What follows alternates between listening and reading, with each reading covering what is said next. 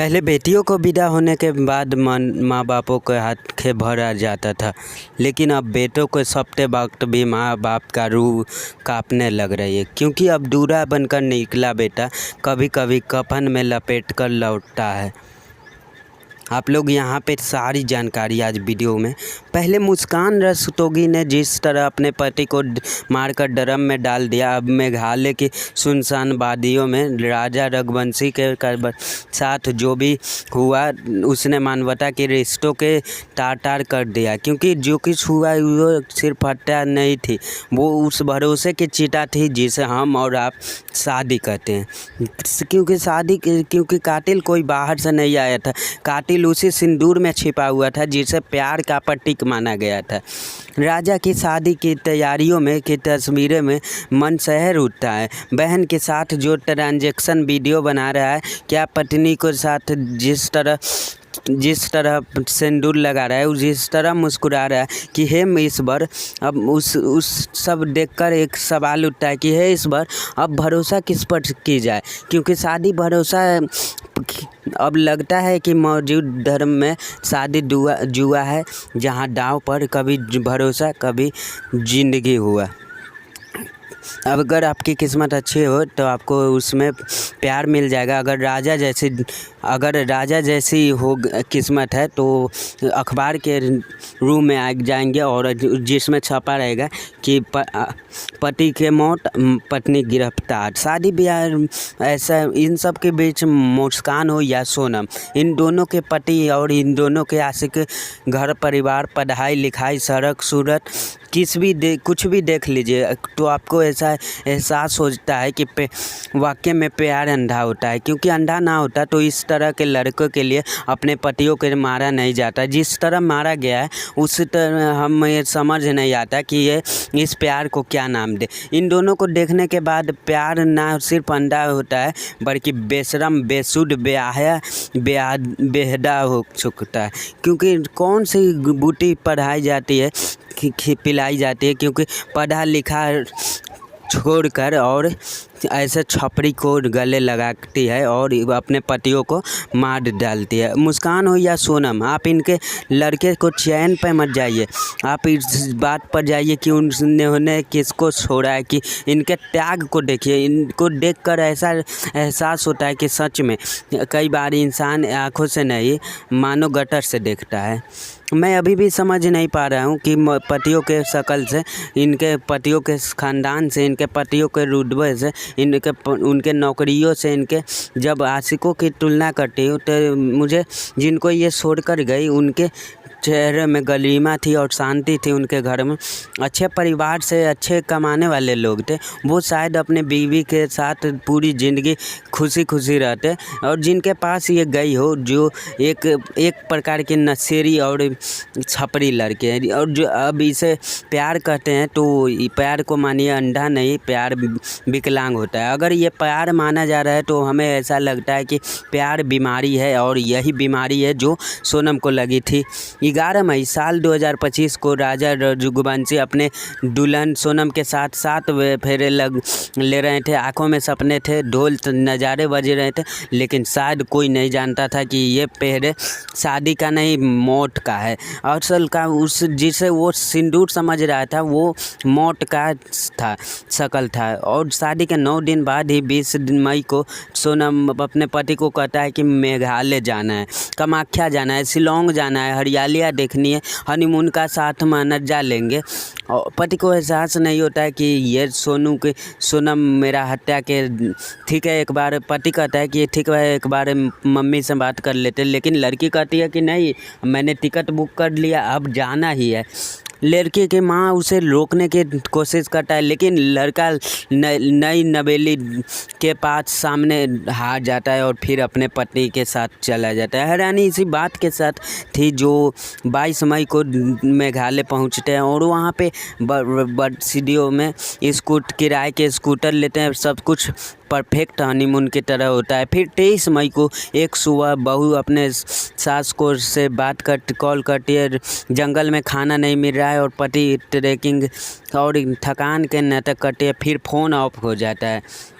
और एक बैग 17-20 तारीख को राजा की लाश मिलता है। गन गायब होता है और पास में सोनम का जैकेट मिलता है और किसी को समझ नहीं आता।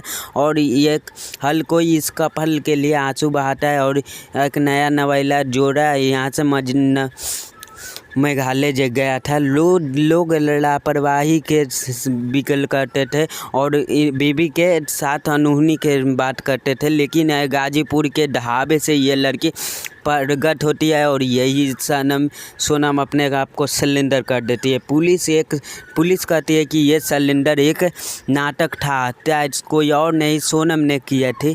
और पहले मोरढाले बुलाया, फिर घाई तक ले गया, फिर अपने साथियों के साथ मिलकर अपने हत्या के बाद वहाँ से निकल गई। पुलिस कह रही कि ये कोई ड्रामा नहीं है, एक्सपेक्ट मर्डर था। सोनम का राज खुशबा से अफेयर का था, लेकिन उसका शादी हुआ, लेकिन उसका दिल दिमाग राज के पास था। बार बार उसके CCTV के फुटेज, इनफैक्ट आप लोगों को जान के हैरानी होगी कि पुरुष ये हनीमून मना रहे हैं, बहुत गोटा मना रहे थे। सोनम अभी भी कह रही है कि मैं बेगुनाह हूँ, पीड़ित हूँ, मैं अपहरण हो गई हूँ।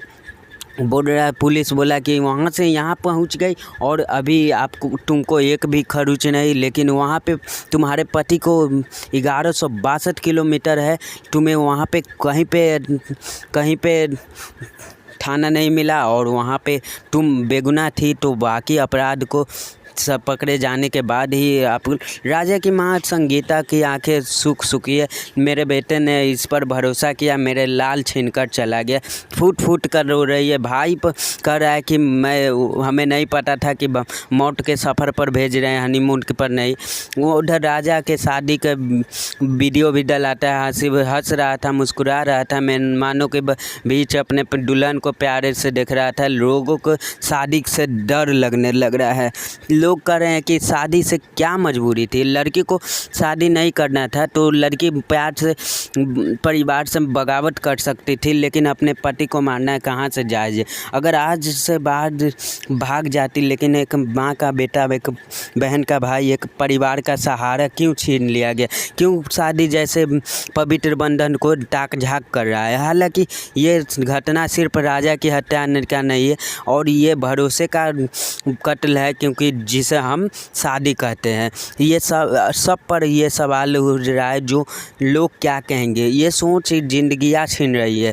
सोनम की शादी ज़बरदस्ती हुई या नहीं, ये सवाल है, लेकिन ये धोखे का, साजिश का, खून का किसी ने मजबूरी का जवाब नहीं दे सकता है। अगर अपने पसंद की नहीं बताने की हिम्मत दी नहीं होती, खुलकर दिया गया होता कि ये बातें चल रही है, लेकिन सारी बातों के ऊपर से बातें उसकी सवाल, किसी के कत्ल को आप जायज़ नहीं ठहरा सकते हैं।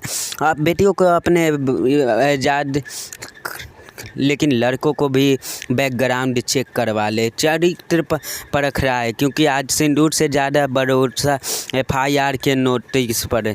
सुहागरात के खंजर छिपा होता है तकिया के, क्योंकि शादी अब रस्म नहीं, बंधन नहीं, क्योंकि ऐसा भी फैसला भी है जिसमें ये गलती पूरे परिवार को बर्बाद कर सकती है, किसी के ज़िंदगी को छीन सकती है। इसलिए आज कई सवाल हमारा कि ये सवाल ये कि बेटे को भी अब शादी करने से पहले आगाह करना होगा, क्योंकि अब बारूद का प्यार, एक शादी एक बारूद का एक, क्योंकि वो मुस्कान और साहिल का वो कहानी जिसमें एक पति को ड्रम में पैक कर दिया गया था, उस कहानी से अभी हम निकले नहीं। वो अभी भी हमें डराती है कि कैसे काम पर गया पति, जो जब वापस लौटता है तो एक रात पहले जश्न मनाता है, नाचता है, गाता है और उसके बाद उसके मारकर ड्रम में पैक कर दिया जाता है। ये घटनाएं के अपवाद है, ये समाज के मानसिकता के क्या शादी से पहले उंगली नहीं, क्योंकि मिलावट से मिलाना भी ज़रूरी है। और समाज क्या कहेगी, लोग क्या कहेंगे, क्या रिश्तों को साजिश के गठबंधन बना दिया गया, क्योंकि ये सवाल बहुत ही राजा रघुवंशी अब इस दुनिया में नहीं, उसका डर हर एक माँ बाप के डर बन गया है कि उनके जब मुस्कान का ऐसा सुना गया तो ड्रम में पैक करने वाला, क्यों हम मौत के नहीं मार, कौन जाने जाने, वो घर कब नहीं लौटे वो कौन जाने, शादी के नाम पर कब खप से तैयार की जा रही है। शायद इस तरह के कहानियाँ शादी मुबारक सुनने के पर भी डरा रही है। सवाल इस भी एक है कि विदाई का सबक भी सोनम सलाखों के पीछे है, लेकिन राजा की ज़िंदगी अभी नहीं लौट सकती है। लेकिन यह कहता है कि नहीं, जो उस भरोसे की राजा अपने प्यार की तलाश मेघालय में चल गया और उस एक कफन में लौटा अपने घर में। जब उसने भी क्या किया, माँ बाप के कहने पर शादी की परिवार के साथ कुछ खुशियाँ मनाई, माँ बाप से लड़कर दूर वादियों में जाकर जश्न मनाने की सोची, लेकिन उन सब के बीच ज़िंदगी छीन ली गई। ये सवाल बहुत महत्वपूर्ण है। जब आपकी भी ऐसा इन समाज को तोलना पड़ेगा, नहीं तो कितने राजा अपने दुल्हन के हाथों मातम बन जाएगा। तो सवाल बड़ा महत्वपूर्ण है, क्या बेटियों के साथ अब बेटों के लेकर नहीं निकलना है? ये सवाल डराता है। ये सवाल भी डराता है कि मुस्कान की साहिल और सोनम की राज कैसे औरतों को बहका ले जाते हैं, क्योंकि औरतों को लेकर मानसिकता ये भी है कि खुलकर बात नहीं रखता है, क्योंकि पहले निर्भरता रहती है, उसके बाद जब शादी हो जाती है तब अपने आशिकों के साथ खौफनाक कर देती है। लेकिन क्या ये मजबूरी बहुत इतनी बड़ी है कि 7 जन्मों को रिश्ते को तोड़ दिया जाए, किसी को ड्रम में पैक किया जाए, किसी को इधर उधर फ्रिज में काट कर फेंक दे? और ये सवाल आपको भी डराता है तो आप भी अच्छे से रहिए और अच्छे दिमाग से सोच लीजिए, उसके बाद ही कुछ शादी का निर्णय लीजिए, वरना ऐसे आप शादी का निर्णय नहीं लीजिए, ठीक है। ये शादी बहुत ऐसा हुआ कि उसकी बहन कह रही थी कि कभी ऐसा कर नहीं सकते, लेकिन वो मेरे भैया राज का बहन बोल रही थी कि ऐसा हुआ कि कभी ऐसा नहीं कर सकते हैं, वैसा बोला गया। लेकिन देखिए यहाँ पे दिया गया है कि अगर सोनम ने हत्या करवाई तो वजह क्या? दूसरा सवाल है, जो सोनम बेगुनाह तो खुद कैसे बचकर निकली? यहाँ पे मीडिया में इतना कुछ चल रहा था, सामने नहीं आई। एसपी से मेघालय तक सरकारें परेशान थी, जो चुप रही। राजा की जानकारी राजा के परिवार को नहीं दी गई। और देखिए यहाँ पे शादी के कुछ तस्वीरें, कैसे हुआ था रिश्ता, वो सारी जानकारी हम बताते हैं। तो शादी के रिश्ता जो है, एक रामनवमी के दिन शादी के रिश्ता जो है रामनवमी के दिन, ठीक है, रामनवमी के मेला के दिन जब वो दोनों निकले थे। और यहाँ पे देख लीजिए ट्विस्ट, इंदौर में वो दोनों मिले थे और इंदौर से ही वो रिश्ता उन दोनों का बन गया था।